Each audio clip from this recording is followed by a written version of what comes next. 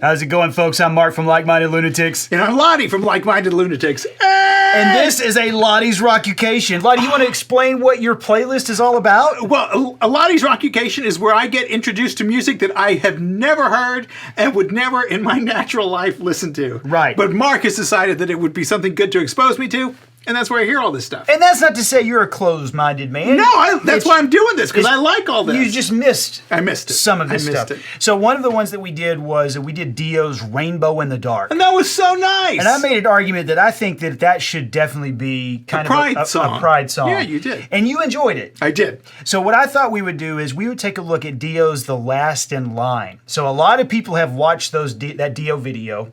Folks, you can go right there and you can see it right there. And a number of people specifically said, show Ladi The Last in Line. And the moment they said it, I completely agreed because I remembered the song, but I didn't remember the video. And then I went and watched the video, and you are going to love this thing. Oh, no, really? So the video itself is directed by, was it Don or Dan? Hang on, let me make sure I get it right, so people will kill me if I get it wrong. Don Coscarelli. You recognize the name? Why do I know that name? Director and writer of Phantasm, Bubba Ho-Tep. Oh my! And the director of John Dies at the End. No! All films that you I love those movies! God! And so I saw the video, I was like, holy crap, we gotta watch this video, and you are going to absolutely adore it. So the song itself, this song comes off of his album, Last in Line, and that came out in the 80s, so like 82 or something around there. This is one of those times I was really asleep. Yep, yeah. So, and one of the things we talked a little bit about is kind of like who Dio was. Routinely, he is cited as one of the best voices in rock. He had this really great voice that was both operatic and really powerful. One of the interesting things about him was that as a child, I think around 5 or 6, he started music by playing a trumpet. And he was so good that he got accepted into Juilliard. And he turned down the admission to go to pharmacology school. He wanted to be a pharmacist.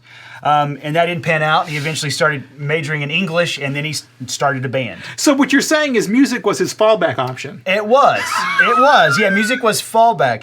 But one of the things that was interesting about him is that he never had classical voice training, but he always said in interviews that he thought the reason he had such range was because of his previous trumpet experience, that using his lungs like a bellows was essentially one of the reasons why he was able to be so powerful. And I can see that, though. And then the other thing that I thought I would tell you before we start this was that, and I think I mentioned this before, most people cite him as the originator of the rock and roll horns. Really? Yeah, so most people say that this got started with Ronnie James Dio. He said that he got it from his grandmother, who was an Italian woman, and it was a sign that she would do to ward off evil.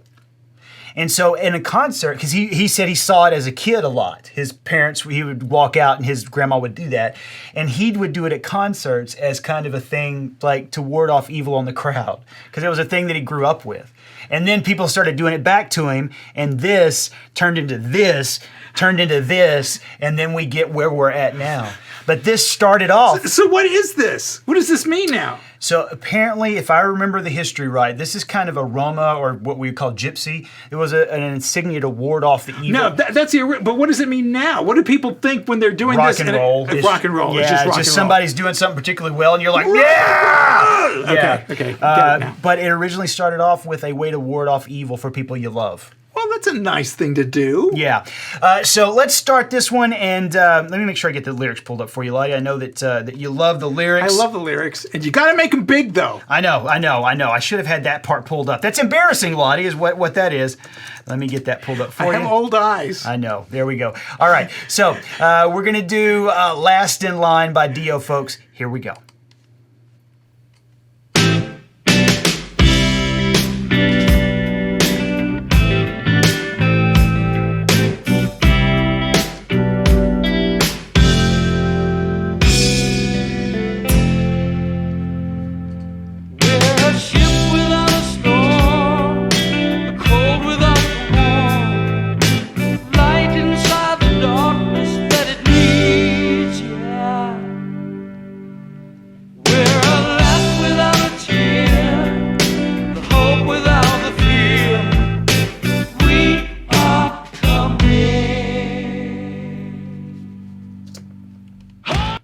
I'm going to wait for a second until we get into Ronnie's yelling. But the first verse, I think, is absolutely gorgeous. We're the ship without a storm, the cold without the warm, the light inside the darkness. We're a laugh without a tear, the hope without the fear. We are coming home. That is beautiful. It's gorgeous, right? Yeah. It's gorgeous. It feels like something's going to happen. Is something going to happen? I'll go ahead and alleviate that fear. Okay. It really doesn't. No. Okay, I'm good. So I'm gonna read you real quick. This was after Ronnie died. So he died in 2010 from stomach cancer. But one of the journalists that wrote about him, this is what he wrote. This is from Rob Sheffield. It wasn't just his mighty pipes that made him Ronnie James Dio. It was his moral fervor. With Black Sabbath classics like Heaven and Hell or 80s solo classics like Holy Diver and The Last in Line, what always stood out was Dio's raging compassion for the lost rock and roll children, his audience, his fiercely anti-clerical religiosity, his hatred for the kings and queens who blind our eyes and steal our dreams.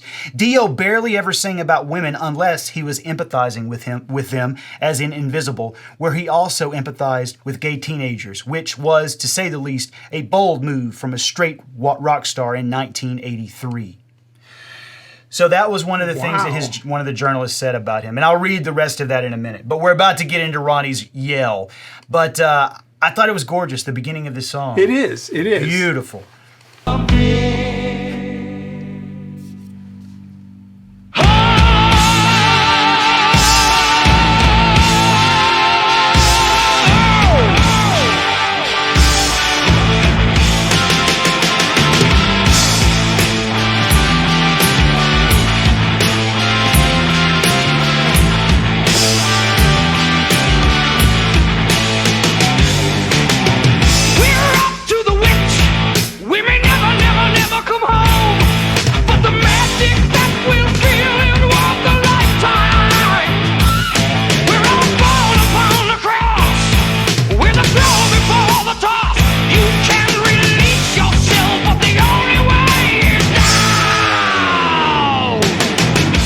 Now that is a great verse, right? Oh my God, yes. Powerful. Aww. And I love the way that he does the only way is down. And then you get that, it's called a dive bomb on the guitar. But if you notice, the guitar follows his voice. It goes, with the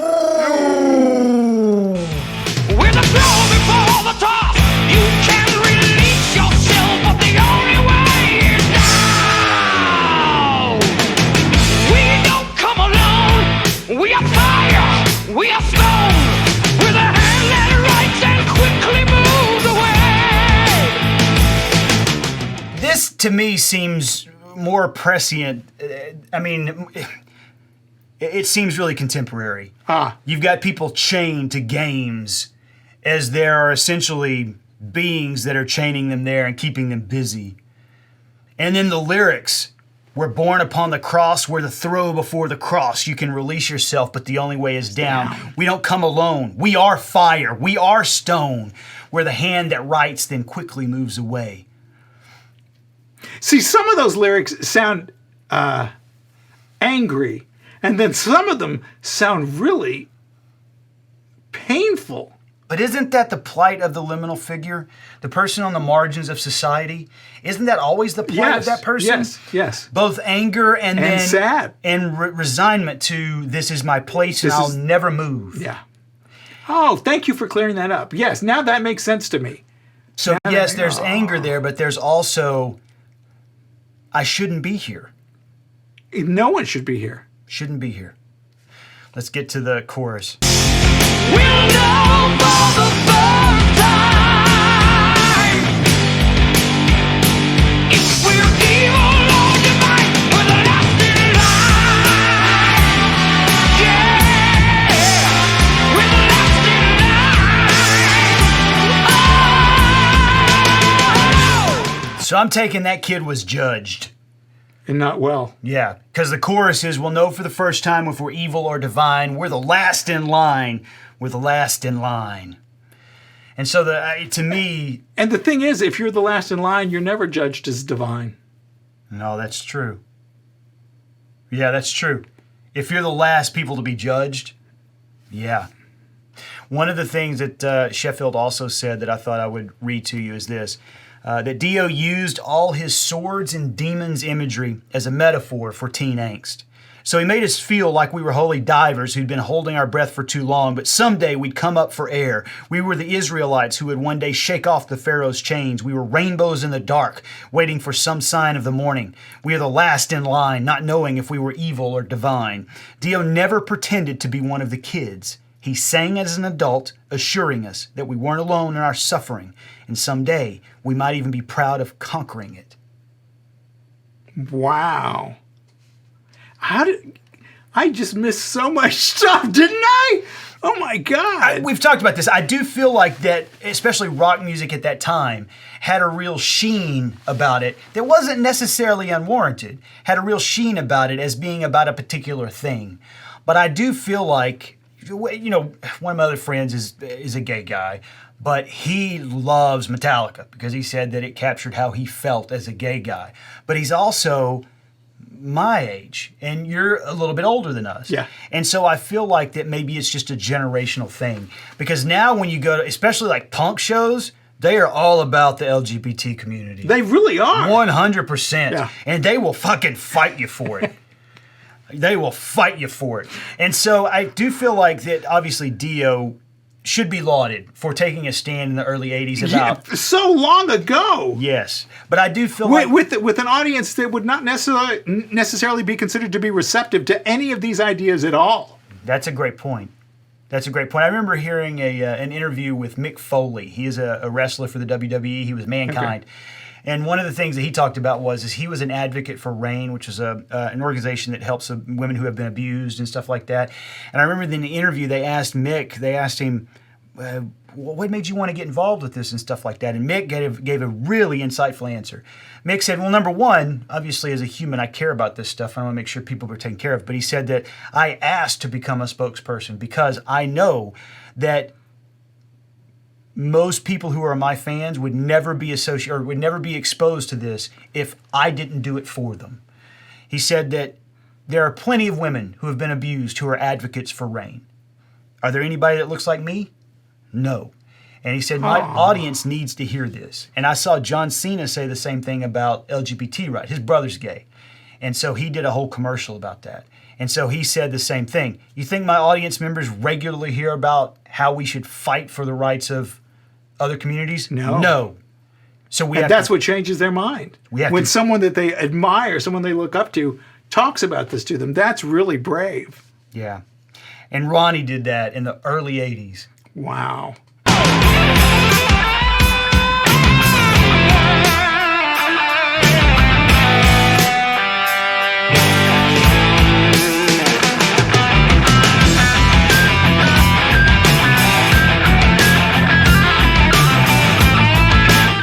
Talked a lot about the morals. How about this video, though? Coscarelli kills it, right? Yes, he's really good. All these, the angles, everything that he does just makes everything that's horrific a little bit more horrific. And there's also kind of a tongue-in-cheek quality about it, too, where you can tell that Don knows, yeah, this is fun, which I always appreciate in a horror movie. Just a little bit.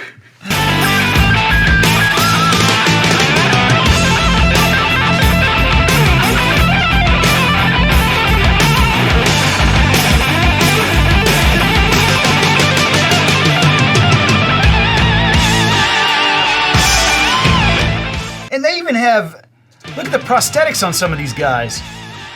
Oh, look at this guy right there. Oh, man. Yeah. They did a lot of work. So that's the cover of what you're seeing there is the cover of the Last in Line album. It's got a demon in the background who's kind of got his hands raised. We're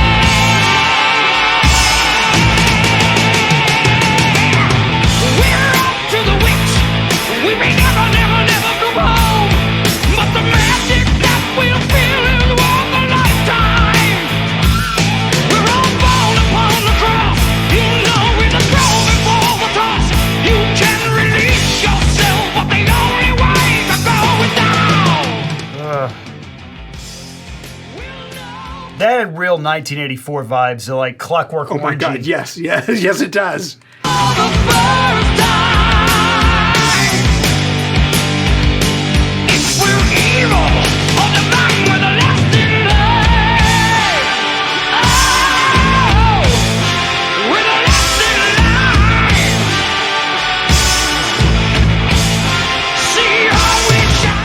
We're the last in, we're the last in, we're the last in, we're the last in, we're the last in, we're the first in line. Okay, I know you kind of missed some of that because Ronnie's yelling a lot and there's a lot going on. But so we'll know for the first time if we're evil or divine, we're the last in line, we're the last in line. And then he ends that verse with, see how we shine. And then the next one he repeats, we're the last in, we're the last in, we're the last in, we're the last in. And the last line, we're the first in line. And then the O rings out. We're the last in, we're the last in, we're the last in, we're the last in, we're the last in, we're the last in, we're the first in line.